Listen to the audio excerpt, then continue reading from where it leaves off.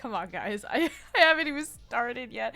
Hello, readers. Welcome in. My name is Mo. Thank you so much, Eve, for what the fuck is it called? For the raid. My name is Mo. I am the fleet's incarnation of the USS Missouri, the victory ship herself. I am still setting up with our special guest, but I will be here in about 2 more minutes. Thank you guys so much for joining. And if you guys have to raid and dash, I totally understand. Get something to eat, get something to drink, get plenty of rest. But we'll be starting very, very soon. So please, I hope you guys stick around. She says she is sorry. I'm chilling. Don't worry about it. But yeah, I'm going to keep setting up and I'll be right there, you guys. Sit tight.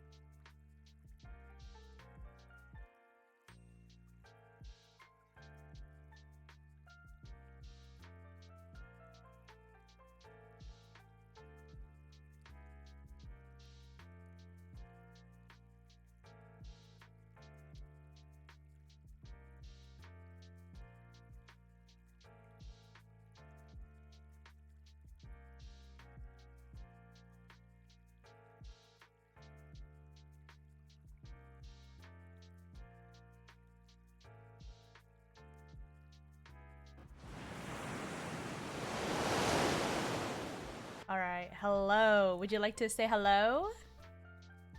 Hello. Hello. All right. Hello, everybody, and good morning, or good afternoon, good night, good evening, wherever the fuck everyone is. It is me, Mo, and today we have a special guest. We have HonorBoundHussar. Yippee! Would you like to introduce yourself, sir? Yes, indeed. Hello, everyone. I am the HonorBoundHussar, your fallen commander, variety streamer, all that and such. And yeah, I am here today with good old Mo. Yippee! Yippee! Before we have today's talk, I do want to put a disclaimer for you guys. Today's topic is going to be a more serious and kind of more, I wouldn't say dark, but it's much more serious than our usual talks that we've had so far. And I want to remind you guys to remember to be respectful of not only to me, but definitely to my guests and the questions they're going to be asked. And that if you guys don't have anything nice to say, please withhold your opinions. This is solely questions that are being asked to Azar on his experiences and his thoughts and his opinions, and I would like for you guys to remember to be respectful of that. But yeah. I'm like, dang, they're gonna be like, dang, Mo's never this fucking serious. But yeah. All right, so Hussar, I have been informed that you have been in the military. What part of the military did you serve in, and what are some of the jobs and responsibility that entailed in your branch? Okay, so to start off with, I am a medically retired Lance Corporal of the United States Marine Corps.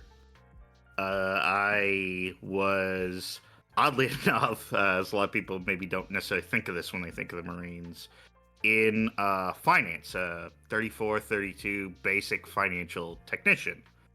And essentially, what my job was is I made sure people got paid or reimbursed. So Mm-hmm. specifically, I was in what was called DTS or Defense Mm-hmm. Travel System. So whenever someone went out on official duty and they had to pay for things, if it was for official duty on orders, I was the one to make sure they got reimbursed Mm-hmm. by the government for expenses they incurred while on official duty. Mm-mm. So you were like kind of payroll almost in a way. Yeah, like I was trained in payroll, but mostly it was like Mm-hmm. travel reimbursement. So like Mm. your hotel, you use the government card, or you had to pay for the hotel, Mm-hmm. and then you submit a ticket to me essentially, and Mm-hmm. then I say, according to various military regulations on finance, Mm-hmm. are you eligible for up to so much reimbursement, Mm-hmm. and then I reimburse you essentially Mm-hmm. from the unit funds. Mm-hmm. Have you seen any like weird requests when you were doing that? Yeah, they're everything from there's been people that would stay at like on the bad side kind of Mm-hmm. like a 5-star hotel that was way more than regulations would allow, and Mm-hmm. that was a interesting experience because I got yelled at by a DoD civilian Oh. because I couldn't pay their, I think it was like $300 a night hotel bill Oh, because Jesus. regulations wouldn't allow me. Yeah, I can imagine. Yeah, no, they were not very happy. God dang. But you did mention that you were retired. What was the reason for you leaving the military itself? So, I was injured during my time in the military. There's a lot of details I don't really remember, partly because I got concussed at that Mm-hmm. moment, as well as I've had like 7 concussions in my life. So, Jesus. I've been knocked around quite a few times. There's that. But essentially, I was injured during a field op, and do you know what a water buffalo is? Or that's what we call them. That's. Like it's a I'm assuming you're not talking about the animal itself. no, not No, the yeah. animal. We What call is it? so essentially it's like a big kind of like usually it's like a big drum on wheels Oh. that we like put drinking water in. Uh, Oh, okay. and like I said, the details are still fuzzy to me this day, but Mm-hmm. essentially it became unstable and hit me and pinned me against a wall Oh, wow. and like messed up both my lower back and both my hips. Oh, So Jesus. ever since then, I've had to like walk with a cane. And Mm-hmm. then after because I was about halfway into my service, so about Mm-hmm. 2 years, I was disabled in the military until Yeah. because like technically, I, I. I usually say about 4 years, but technically it's closer to 3.5 because Mm-hmm. right before my contract expired, Mm-hmm. I got med boarded, which is essentially where they Oh, allow me to get out due to medical reasons, and I yeah. was basically medically retired because of my Yeah. injuries. Because there's a Yeah. difference between medical retired is a step up from medical separation. Mm. So essentially, I technically can say I'm retired from the military, Yeah. just not in the normal sense. Mm-mm. I see. Um, well, ever since then, how has your disability affected your remaining time in the military, and how has it affected you now? Okay, so in the military, and both now too, as well. I have had to walk with a cane Mm-hmm. since. I've been walking with a cane since because it's back in 2018 that I got hurt. Mm-hmm. So almost 7 years now. I've had Mm-hmm. to walk with a cane, and just to put it out there, like I'm 26. Mm-hmm. So I was 19 when I got hurt. So like Mm-hmm. that really kind of like messes with you a little bit, especially when you're going from like being in great shape, being a young Mm-hmm. guy in the military, Mm-hmm. going to the gym a lot and doing everything I need to do. And on fast track because like I was meritorious Lance Corporal, so I was on a fast track for like meritorious Corporal as well. So that Mm-hmm. also kind of messed me up. But within the military, after I got injured, there was obviously the idea of like I still had a job to do. I still had to be at work, obviously. I still had to be present essentially to like all PTs, all that. So I still had to Mm-hmm. do what I needed to do, but then I had to obviously handle like medical appointments. Mm-hmm. I wasn't really allowed to do like duties and all that, like doing like the guard Mm-hmm. watch and all that because of my disability. But beyond all that, there was some issues Mm-hmm. with some things because I know for the longest time, I got a lot of comments on, Mm-hmm. a Marine walking around in uniform with a cane, and Mm-hmm. sometimes the quote unquote unsightliness Mm. of it. And I always made sure, because like we had a big conversation at one point about like if I was gonna be walking around about like regulation stuff. Mm-hmm. So because at first I had a cane that was like a gray cane, and I actually got yelled at for that because they're like, Oh. well, that doesn't look unsightly, because it was really like, how do you say, piercing gray, they said. It was like Mm. too bright. So then I had to find a black cane Mm. that was a bit more like muted and all that. So that was like kind of a strange situation. Mm-hmm. And then just all throughout, like, you kind of have a mix with Mm-hmm. leadership being injured in the military. Sometimes you have plenty of people that are like willing to work with you. Like Yeah. I had two gunnies that I love these two guys to death. That Mm-hmm. they made sure that like I was getting my medical appointments. They checked up on me. They Mm-hmm. made sure I was getting everything done that I needed to, and even helped me on the med board stuff, like Mm-hmm. making sure, like, okay, hey, we were told that you need to do this kind of stuff with battalion or with like medical. Let's Mm-hmm. go. I got you. Let's get over there. Mm-hmm. And then on the other end, you kind of have the usually higher leadership Mm-hmm. that was kind of like, because I was on what's called limited duty, where it's Mm-hmm. essentially like I can't do a lot of stuff because there's light Mm-hmm. duty and limited duty. Light duty is temporary, limited duty is more permanent because it's like more Yeah. permanent injury. Mm-hmm. uh there's some people in the military that see light and limited duty as essentially a crutch slash excuse. Oh. And I did have a few people within like the two commands I was in during the time I was injured Yeah. that essentially accused me of what we call malingering, like faking it. Oh. So like that admittedly didn't usually get too bad. It was Mm-hmm. more just like you would kind of feel like you're being watched like a hawk. Yeah. Like they're waiting for me because me kind of on the more like maybe funny end, like me and a couple of my buddies were joking is they're waiting for the one day that somehow the master guns is gonna see me get up without my cane and then be Mm. like, see, I knew it. Oh, I So see. Yeah. yeah, it's like that was kind of the joke we used for it. But yeah, no, it's very clear like they'll sometimes target you with that. Mm-hmm. Even though I get in this sense that there's like standards, I gained a little weight after getting hurt because I can't work out, and a lot of stress doesn't help with that. Yeah. So there's a lot of frequent targeting for Mm-hmm. weight standards if Mm-hmm. you're disabled, Yeah. because essentially that is kind of one way they could get around you moving, like being able to get out in a more dignified way, if you will. Mm-hmm. So it got to the point where even though I was passing them for so long, there was a point where I did have trouble passing them because it was Yeah. like a year and a half down the road and it'd been so long, and I just gained weight from stress, from Mm-hmm. not being able to work out, Yeah. and a variety of other things. But they would sometimes, I would get like multiple times in a month, they'd be like, hey, we want you to do this. And I'm Mm-hmm. like, well, like, I'm not like required to do that. We're like, well, we're ordering you to do it. And that's Oh.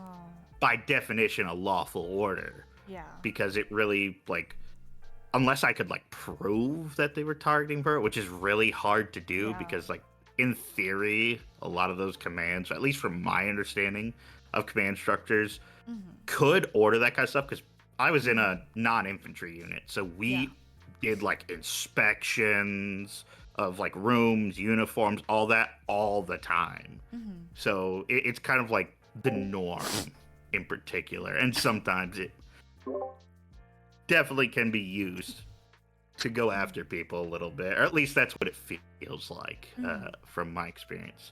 Mm-hmm. After the military, obviously most of it's just like mobility issues, issues with pain. Admittedly, a little bit dealing with the idea of like I never deployed, Mm-hmm. so a little bit of the idea of I don't think I have the mentality of like I'm a fake Marine. I know that's sometimes like Mm-hmm. a mentality some people get themselves into. Mm-hmm. because they didn't deploy or because they were like a non-combat. I take pride in my Mm-hmm. time in the Marines, Yeah. but I do still kind of like don't feel the best about the idea of like I had opportunities to deploy Mm-hmm. on several occasions. Um, Someone else was put in my place, and on one of those Mm-hmm. occasions, they were very badly hurt Mm-hmm. while they were deployed overseas. Mm-hmm. And then finally, on the time, because the field op was supposed to be something that was going to lead up to another deployment. Mm. Uh, so the idea that I was like getting to that point, and that's where I got hurt, also kind of does have a little bit of like nagging in the back of the head type Mm-hmm. situation. Yeah. You know what I mean? Yeah. I see. Yeah. No, it's sounding like there's quite a lot of stigma around, especially around your situation. And it's just, what would you say are some of the stigmas that revolve around leaving the military in such terms? And how have you combated that since then? Uh, so already, like I was kind of saying, like big issue oftentimes is like inconsistency with leadership, Mm-hmm. because once again, I know there's a job to be done, and Yeah. in general, with how the nature of the military is, that does involve needing physically fit people. Mm-hmm.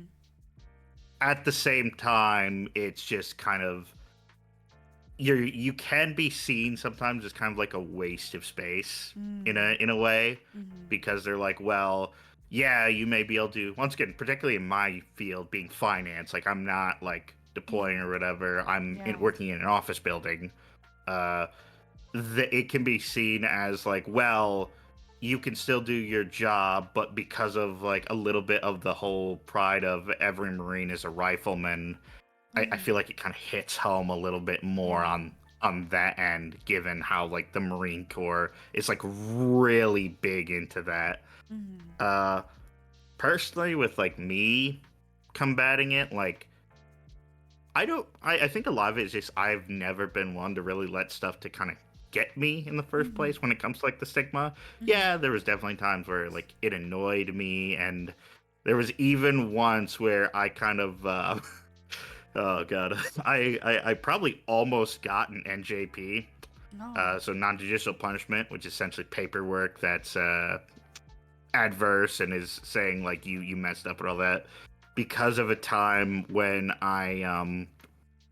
it was like after like 3 or 4 different instances Mm-hmm. of comments and just actions that my a master gunner sergeant E9 in my unit Mm-hmm. had made, and essentially he was like talking to me, Mm-hmm. and there was a couple of things he said. I don't really recall like word for word, but there was a couple of things he said that really did rub me the wrong way. Mm-hmm. Well, the one phrase, we kind of use this as a joke among the guys, like Mm-hmm.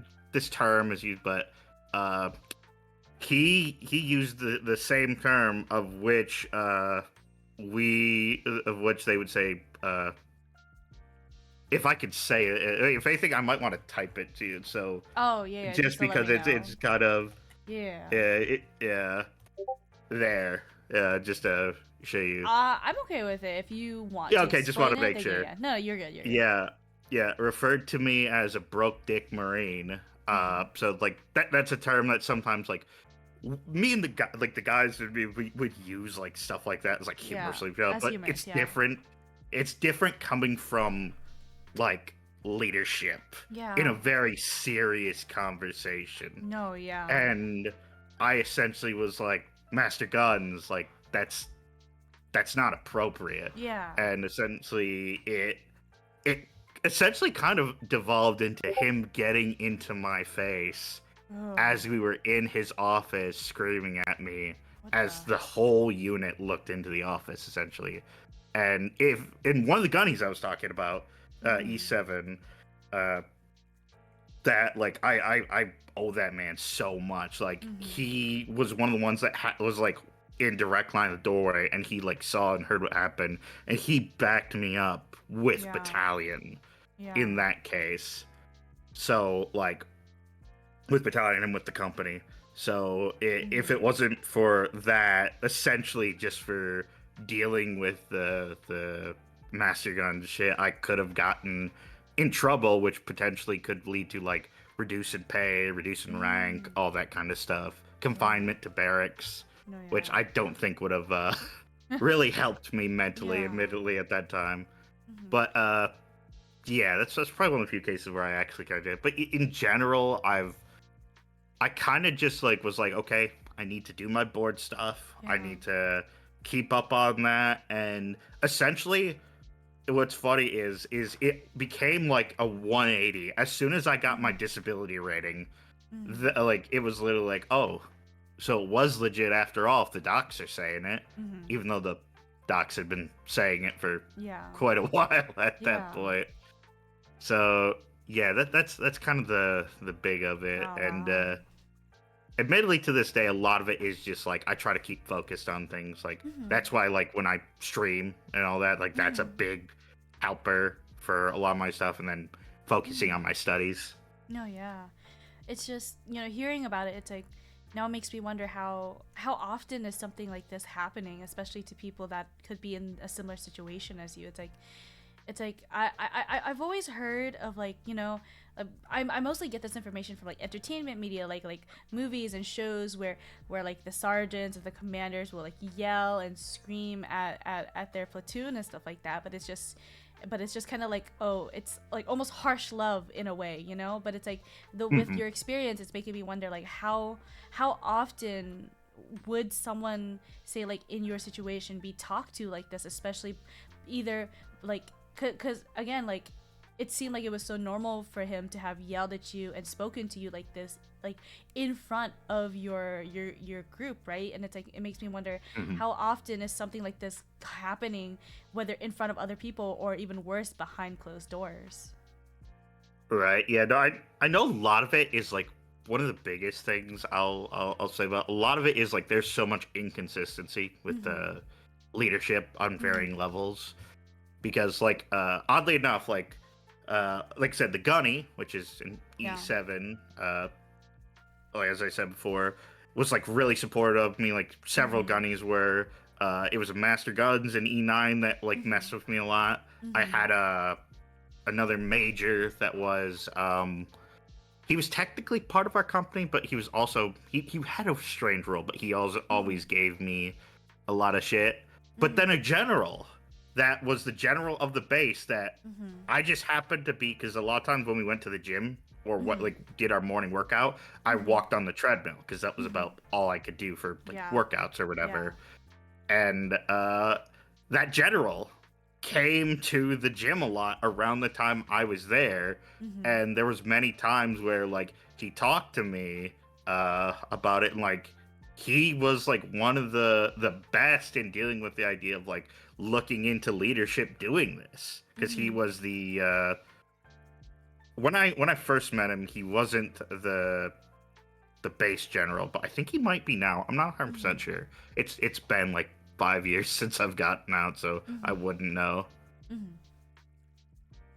But yeah, that's insane. And again, I'm sorry you had to go through that. Like I can't imagine, especially like when you're waiting on your evaluation to like to show how badly it was, like your situation. I don't know. I feel like, again, I know social media and entertainment media kind of portrays it in a certain light, and people are like, oh, that's normal, right? They get yelled at like, oh, drop and give me 50 and stuff like that, like, oh, and like, you lazy scoundrels and shit like that. And it, and like you see that, but then like when you hear it happening to real life people, like that are doing this actively, who are like currently active in the military and stuff like that, and you hear it happen, it's a totally different experience. And again, like the way that it happened with you is so vastly different, and like different than how it is portrayed in media. And I feel like a lot of people don't kind of realize it or don't think about it when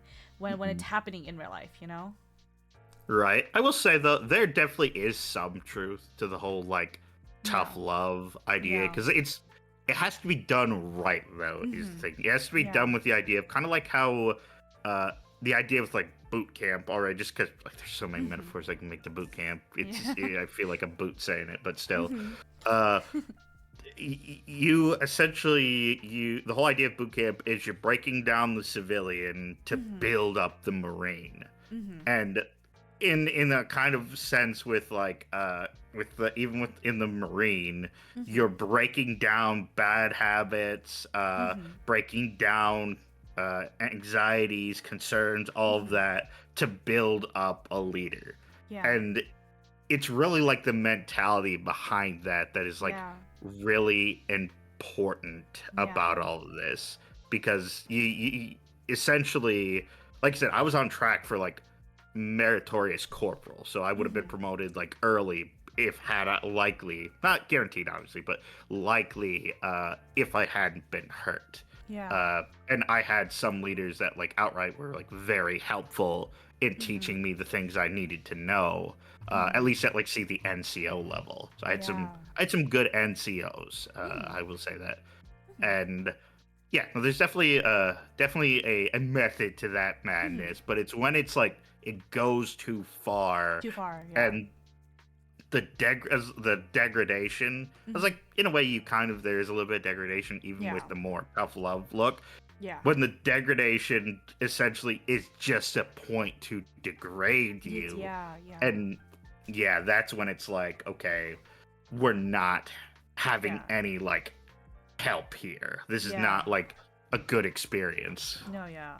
I remember having this conversation with someone else, but it's I correct me if I'm wrong, but I remember hearing that now like now present day, they're really trying to cut back on what they do and don't say in terms of something like that, like the whole degradation built like put like what's it called, breaking you down to build you back up, and there's like a fine line between that type of tough love and then degradation to just degrade someone. And I know Hmm. like the military have been trying to crack down on you know the what is too far, you know, and that they're trying to Hmm. really rework what they say and how they say it, because like I heard it's gotten to a point where it's a little bit out of hand, and so they're trying to be more, I guess, aware of it and how it's happening. Because like again, I can't imagine having that type of talk, you know, to you when someone who's supposed to be your leader degrades you to just degrade you, you know. And it's, I feel like Hmm. that again is just not appropriate. Right, absolutely. Well, I mean, like even if you look back in time in the military, Mm-hmm. for example, like back when I was in like one a big thing that like is obviously known is like they can't touch you. Mm-hmm. It used to be like there'd be times back in like I still can't really speak to like how calm it was, Mm-hmm. where there would be like potentially like outright physical violence between like Mm-hmm. a recruit and Mm-hmm. a drill instructor or drill sergeant in the army or Mm-hmm. whatever. Like I'm not gonna say it was the most common because I still haven't really looked too much at it, but I do know like It did specifically, happen. yeah, it did happen. Like Mm-hmm. I even know like older vets. Thankfully, I like nowadays I actually have a lot of older vets at like the VFW hall and all that Mm-hmm. that like I talked to and have been very wise Mm-hmm. in a lot of what they've said. But like even Mm-hmm. them, plenty of them have stories of whether in boot camp, any sort of training, or Mm-hmm. even in the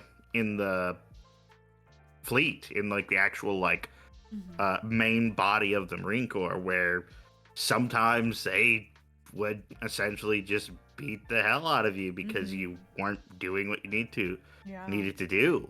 Mm-hmm. And yeah, so with boot camp in particular, yeah, they're at a point where they're trying to balance it. Mm-hmm. Sometimes I feel like they go a little too far in that because like there still needs to be that breaking down. Yeah. Like No, yeah. you still need to have the discomfort because it's like the whole idea of Yeah. think it was in the 90s or something. There was at one point where it was like someone that was like a famous celebrity that was like a boxer or something. Mm-hmm. I don't remember exactly when, said they could handle the Marine Corps or whatever. They went to Mm-hmm. like boot camp as like a publicity stunt, and they didn't last because Oh, even though yeah. they had the physical strength to do it, they It's also the could not mental. handle. yeah, they couldn't handle the mental toll, Yeah. because like that's like the biggest part of it, is Mm-hmm. being able to like not only handle that mental stress, but also being able to build upon and Mm-hmm. utilize that stress Yeah. to essentially like improve yourself in this Mm-hmm. situation. Yeah, yeah. I definitely understand that part for sure. But it really sounds like there's a lot of like harsh truths that are like kind of being brought to light in this conversation. And to you, what are some of the harsh realities of disability leave from the military that you believe that a lot of people don't understand and that you wish people would understand and would know? Uh, I would say a few parts is just kind of going on the disability side. There are some times when I have mentioned that I'm disabled, because like Mm-hmm. I'll be outright on that. I do get disability from the VA. I Mm-hmm. I do get disability money from the VA. And there's a lot of people that do make comments about like how lucky you are, stuff Mm-hmm. like that. And like admittedly, I can look on both ends of that and saying, yeah, no, I can acknowledge that that helps, but on Mm-hmm. the other end, I'm in pain Yeah. 24/7 Yeah. essentially, and I can't do a lot of things I used to love doing. Mm-hmm. I struggle with sleep, Mm-hmm. anxiety, and all that. So it's like it's not really a good Mm-hmm. comparison. No, yeah. And I feel like there's a lot of people that kind of just like they just look at the monetary value Yeah. of it, and they don't really think of like the tolls that has. Mm-hmm. And also if you like couple the fact with on the other end, like I have some people that when I say I was injured in the military, they assume like a combat injury, Mm-hmm.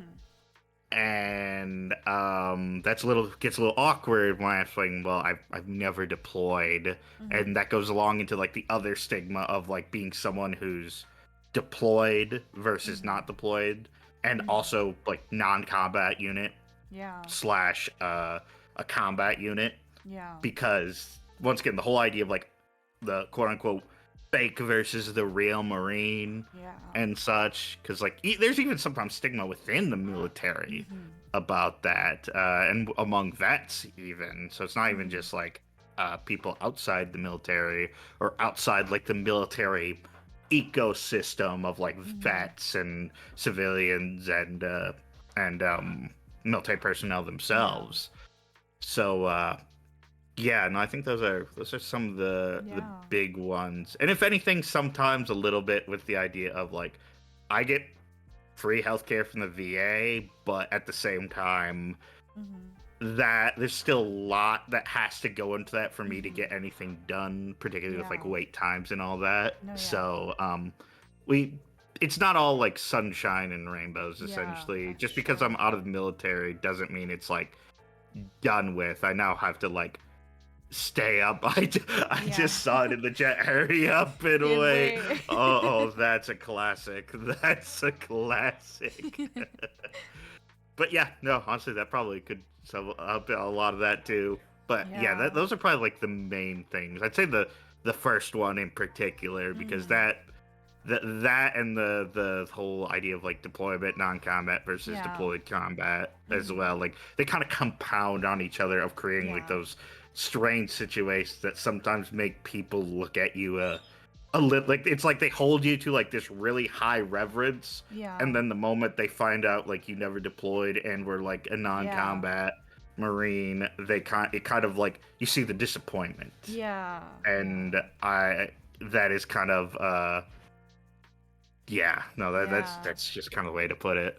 No, yeah, I can only imagine, but I understand the whole like oh you get like disability pay, you get like health insurance, and it's like yeah you get all that, but it's at what cost? As you said, like you have trouble Mhm. sleeping, you're in pain constantly, you can't do the things that you used to, and as you said, like you're 26, like you're not even at your prime age, and yet you have the like this situation where you're suffering, and it hinders you from doing a lot of things that you would have wanted to do. And I think people don't think about that at all. People don't Not at realize all. like oh yeah, disability pay, cool, you get money, but like it's to help you out, because like you can't do some of the jobs that, you know, a lot of other people do that are like healthy right now, that, and it's just that money, that help that you get from like the government and stuff, it's supposed to help you out, because now you're no longer able to do the things that you wish you could, and people don't, they don't, it's a perspective that people don't seem to have. And I think now that, you know, you guys hear it, you guys can see how much it's affected a person. Because I, like, for me, who's like a normal regular civilian who does not have these types of injuries and pains, like I can do a lot of things, but it's a really harsh reality to kind of hear that this is your reality, and this is like something that many people, like a good percentage of civilians will never understand, because we don't have to go through something like this. And it's like, take a walk in your shoes, and take a walk, like what's the term, it's like take a mile in their shoes, and you'll really see how much it's affected someone, like, you know. So it's just like, yeah, I think people need to hear this, and I think people need to understand, like, there's, yeah, going to the military, cool, you do all these things, you have a lot of opportunities, but you don't hear the harsh realities and the just the bad side of the military, and how it has affected people, and how things have turned out this way for some people, you know. And I mean, So, yeah. especially considering, like, I'd gone into the military actually wanting to, so okay, this was kind of a dumb move on my part, admittedly. I can admit to that outright. But I enlisted right out of high school. Partly because, like, my family has a long history of being in the military and all that. So, like, a lot of it was, like, out of, like, you know, familial pride, all that kind of stuff. So I had a lot of buddies in the Marines. Most of my family was Navy, but I was like, you know, I want to go Marines. But I wanted to go career was the hope.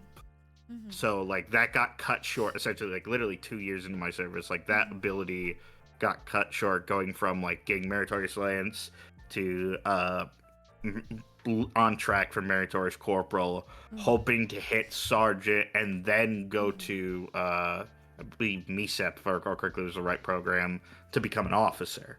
Because that was, like, the end goal I wanted to do. But, like, just to see how fast that was, like, essentially cut short. Yeah. And you could essentially be seen, like, immediately going from, like, a stellar Marine down to essentially, like, a drag on the unit. Like, how fast that change can happen. Yeah, and, like, you know, now that you're no longer in the military, and even if you weren't active in the military anymore, did you have any regrets on joining in the first place? Despite all this, no, I still say, like, admittedly, I still take a lot of pride in the idea that I am a United States Marine. In particular, kind of like the whole joke of, like, how, like, people saying, like, in the Army, like, I was a soldier, I was a sailor, but in the Marine Corps, how it's very much common to say, I am a Marine. Because once a Marine, always Marine. So admittedly, I do take a lot of pride in my time in the Marine Corps, even with the negative stuff. And if anything, I feel like a lot of my hope is more just that the Marine Corps can make the improvements, particularly in leadership, to become a better place. And yeah, no, that's kind of the big point of it. It's just, I don't regret joining, not in the slightest, because I was going to join the military anyways. Whether I enlisted, went to college, and went to the OCS and became an officer. So, yeah, at the end of the day, I can't say I regret that decision, even with how it turned out. Yeah, no, that's good to hear. I feel like it's a really good mentality to have, is like, you know, once a Marine, always Marine, and that you came in with the hopes, and while it's cut short, you did learn a lot of things, and it's you know, I'm trying to, like, find the words, like, you've had the life lessons, you've made the friends that you've made, you've had the life experience, you know, and it's just like, I can see why a lot of people would be like, oh, like, had I never joined, this never would have happened to me, and I would have been fine. But, like, you don't have the mentality. You have the mentality of, this happened, and while unfortunate, you're proud that you still were able to serve and do the things that you had wanted to do, and that even if it was cut short, you came out of it still alive and victorious in your own way. Hoorah! That's what I like to hear. Mm-hmm. But in any case, do you have any advice for those who may be in the same situation as you? Kind of thinking to so I'm thinking the same situation of like those like probably dealing with this like after their service in the military is Mm-hmm. kind of how I think of this. Uh, Maybe the biggest thing is like understanding that like it doesn't matter what you were told, doesn't matter like how you're treated as you're getting out. Like there are people like you out there that uh essentially like their service didn't work out, they got injured, something or other, and that essentially you're not alone Mm-hmm. in this. Mm-hmm. Uh, that essentially, if anything, having an injury coming out of the military will kind of be one of the greatest things testing the ideas of like say the core values of the Marine Corps: honor, courage, and Mm-hmm. commitment. Mm-hmm. Like that, those will like deeply test those values in you, Mm-hmm. and especially for the idea of like courage of being able to like sometimes literally get up Mm-hmm. uh on any given day, because like there's Mm-hmm. many days where it's like I don't want to get out of bed, Mm-hmm. either because of pain or like other stuff, Mm-hmm. but like I tell myself like I can't, I need to like do something, because Mm-hmm. if I just let myself sit here Mm-hmm. and potentially wallow in self-pity, Mm-hmm. that's not going to be good for me nor Mm-hmm. anyone around me. No, yeah. So it's kind of realizing like you have it within you, and in kind of a workaround way, you can kind of say like, even if the military didn't treat you the kindest, Mm-hmm. the your beginning in the military, if you had any like sort of good leadership, like say during boot or that, Mm-hmm. should kind of essentially have kind of taught you the skills Mm-hmm. to kind of like find the way around it, if you will. Mm-hmm. So it's essentially kind of using things you learned in the military Mm-hmm. to get over the military, as weird as that kind of Yeah. sounds. But like that's just my mentality on it, Mm-hmm. though. But admittedly, I was also like rather kind of, I wouldn't say, I don't want to, stoic's not the right word for it, but like I was always a very much like in a mental state like this even before the military, so I think Mm-hmm. that kind of helped me as well. Mm-hmm. But yeah, just understand that you're not alone in this, that Mm-hmm. hopefully things can change that Mm-hmm. will improve leadership and Mm-hmm. make it so where like it's understood that it's not on you Mm-hmm. that this happened. Like Yeah. it was like an accident, or like if it's like combat infantry, like you did your duty Yeah. and you should be acknowledged Yeah. for that Mm-hmm. in some way, because Yeah. of you gave more than most in a way. And Mm-hmm. even just idea of signing your name on the dotted line, you did more than most already there. Yep. Mm-hmm. I agree with that. I feel like at this point, even after everything that's happened, it's still that mental challenge that you had to go through in the military, and now you have to go through the same thing. It's like everything is just your mentality. It's like, are you, as you said, are you gonna sit here, are you gonna wallow in self-pity and rot in bed and just kind of be sad that this happened, or are you gonna get up and make the most of it and use what you've learned to the best of your ability to make your life better than it was before? And I feel like that's the hardest part, and that I can never imagine myself being able to do that. Like, I want to say I'm usually a very positive person, but if I feel like in this situation, if I was in your shoes, I feel like I would not be able to do it. I feel like this would have been like the biggest mental break for me.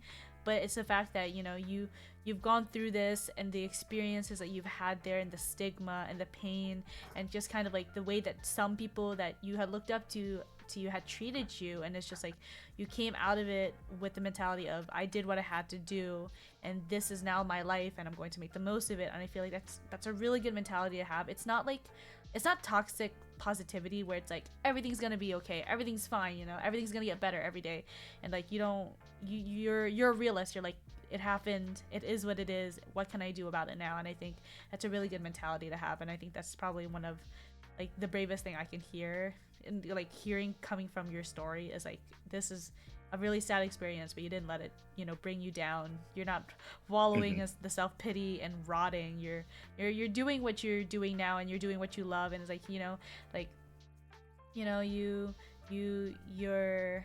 oh my god, why am I losing words? It's like you're doing the things you like you're doing things like VTubing, and I think that's really cool, and like you're here spreading your story and your awareness, and I think that's really cool of you to be able to do. Yeah, I mean, if anything, it's like just the importance of like, don't let your disability define everything that you do, essentially, because it's like you're more than that. It's like, I feel like the biggest part of it, like, people kind of sometimes struggle because like it's so glaring sometimes, like your limitations, that it kind of defines essentially your existence at that point. And like, admittedly, I can be like, well, I can't do this or whatever, but I'm not gonna be like, oh, because I can't do this, like everything's over. It's like with like work, that's why I was a teacher, and I'm going to be a professor, because I know, one, that's something I enjoy doing, and two, it's within my physical my physical capabilities. So I'm not like essentially like excessively limiting myself based on that, but I'm also like taking into account like, okay, I can't be a yoga instructor or whatever. So yeah, it's just kind of like realizing the situation you're in, but also not making it be like the thing that solely defines your existence. Yeah, that's a good mentality to have. But yeah, again, I really thank you for coming in and talking about your story, because I feel like as I said, it's like I had brought Eve on 2 weeks ago to talk about like the good and the things that how it positively positively influenced her, and how it affected her. But I feel like you see the good in the military, and yes, the military serving our country is a really important thing, and it's a very noble act, and people and anyone that's serving is like, thank you for your service. You're doing more than what the majority of people would be doing, right? And it's just, but then you don't hear about the negatives that the military also have, where like the harsh realities and the stigmas and the treatments, and it's just like you see how social media and entertainment media like portrays the military, where it's like it's all like, oh, like high and righteous, and like this is like, oh, we are the best, but then you don't hear about the harsh realities and the cruel realities of it. And that's why I wanted to like bring you on and kind of be able to talk about that, because I feel like people don't think about this, people don't realize this, people don't like understand that to every good there is a bad. And I feel like this is a conversation that needs to be had, and granted, there is an even worse conversation that is to be had, and I feel like people know it, but they don't want to talk about it. And that's exactly why I have these conversations, is that I feel like you guys like should be able to hear and to realize, because this isn't something that I would have ever realized. I probably would have been naive and thought that, oh, hoorah, like military 100%. But then had I not met you, I would not have like realized like, oh, there are just some things that do need to be changed. There are some things that do need to, there's just regulations and things that need to be changed and done differently. Because again, you never should have been talked down like that. You never should have been broken down to be broken down because of something that was not in your control.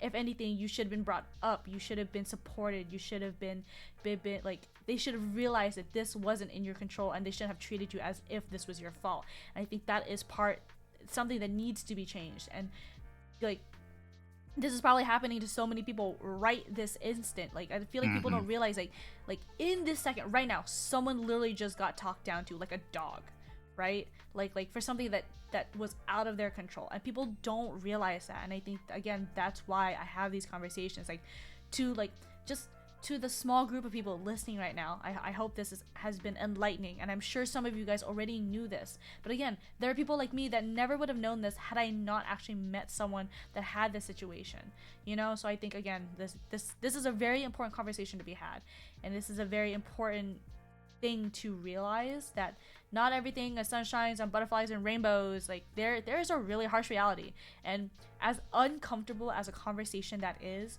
we need to have these conversations, because if you don't, we're going to make the same mistakes over and over and over again, and nothing will ever change to be the better. And as you said, like you hope that, you know, management and the leadership can be reevaluated and worked on, because again, no one should ever have been talked to like that. You never should have been talked to like that, and someone right now is being talked down like that for something that is like way beyond their capability, and something way beyond their control. So yeah. And if I think it's good that like you've like you said, you didn't know before, like you've actually like taken the effort to like think on it. And if anything, like that can, from my end, could be like really appreciated, because it's kind of the difference between like like someone being like, oh, like just maybe kind of wondering, and someone like actually like looking into it about actually like trying to understand like where this comes from, because like admittedly a lot of this is just sometimes like energy being pushed in a way that like it's kind of like you said before, with like the idea of like getting yelled at and all that, about how sometimes it seems like people don't think about the context behind that and like what it's being used for, because like it's one thing to just be yelling at someone, but it's another to be like it's expressly like correcting a behavior or habit that is like not appropriate, or like not good for, you know, something in the military, and then providing solutions and or working towards something, rather than just, you know, essentially saying like you're terrible at your job, you're a terrible Marine, and you know, you should be ashamed of yourself, essentially. Yeah. And again, I don't think anyone, especially in like you or anyone in your situation, should ever feel ashamed for something that especially was not in your control, something that you cannot change, and that instead of breaking you down, they should have brought you up to make the most of your situation. Like, yes, this is what happened, but now what can we do to help you be the best Marine that you can be, you know? Instead of making you feel as if you're like, oh, you're injured, you're worthless. Like that's the worst mentality to have, especially in the military. It's in my opinion, I think it's wrong. I know some people would probably disagree, but it's just the harsh reality is like you're here to serve. You're here to protect your country. And while yes, there are some things you can't do, there's a lot that you still can do, and they should have helped you like find something that you can continue to do within your own capabilities, you know? Absolutely. But yeah, again, I really thank you for sharing your story. I know, again, it's probably a really difficult like conversation to have, and it's an uncomfortable one to especially hear. But again, I really appreciate you coming on and giving us your time and your availability to tell us about your story, and being kind of very vulnerable with us. And I feel like that's the whole point of this conversation, is to be vulnerable. Like you're a VTuber, and you can play this role and play this persona, but it's just like you're also a person, and you've gone through these hardships that a big percentage of people have never and will never go through, you know? Like again, like you and I are so vastly different, and to hear about it changes my perspective, and I hope this changed like all like my listeners' perspective as well, because again, like this is something that needs to be brought to awareness, and I'm really glad that a lot of you guys stayed to listen to Hussar, and to kind of take a moment to hear about his story, and to kind of and even to see that some of you guys sympathize with it and empathize with it, and kind of have gone through it yourself. It's like I feel like it's you know, a really big connection that we all have now. And I also appreciate you for having me on, because like, if anything, it's nice to be able to talk about this kind of stuff on occasion, because I feel like it, just as much as it like helps like people figure things out too, it helps me kind of like work it through at times. Because like I said, even though I'm usually fairly good, there's some times where like some stuff kind of does like nag in the back of the head a little bit, more of like an annoyance, I'd say, than anything. But like it sometimes it can like get to you, especially if you have like time with your thoughts and all that. But if anything, I'd also like to appreciate everyone in the chat that has said something to thank you for your words as well. especially to my brothers and sisters in arms. Mm-hmm. Thank you so much. Thank you for your service as well. Because once again, even all the maybe negative things we have talked about today, I still appreciate each and every one of you that has served because, uh, you know, you essentially chose to put yourself in a position that, in many ways, could be like not as beneficial as many other things you could be doing. Mm-hmm. That you take risks, you Mm-hmm. essentially like put your life in the hands of the military Mm-hmm. for what you believe in, and I will always appreciate that of Mm-hmm. everyone. Yeah. Again, thank you for your service and everything that you've done. Like, again, it's a very brave thing to protect our country, and as you said, a big percentage of people would not do that. You know, so thank you again for your service and your dedication, Hassar, and I appreciate you being here and enlightening us. It was a very interesting conversation, and a lot had to be learned today. But the in the meantime, again, thank you so much for joining, and that is going to be the end of today's talk. Everyone, thank Hassar for being here. Thank you. Yeah. Let's put some O Yippee! sevens in the chat, everybody. O sevens. I should get a salute emote. You should. I You wait. really should. I'll throw mine Oh in there. yeah, throw There we yours. go. There you go. Yours is so cute. There we go. All right. Again, that is going to be the end of today's talk. Let's see who we can bring some chaos into. I believe Lucy is up right now. Everyone, let's go say hello to Lucy. She is up doing whatever the hell it is. But again, thank you so Semper Fi, much. everyone. Thank you so much again, Hassar, and I'll see you all next week whenever I get my schedule or whatever. But thank you, Hassar, again, and thank you, everybody. Let's say hello to Lucy. Bye, guys. Say bye, Hassar. Bye. Yeah, yeah. That's what I said. All right, bye, guys.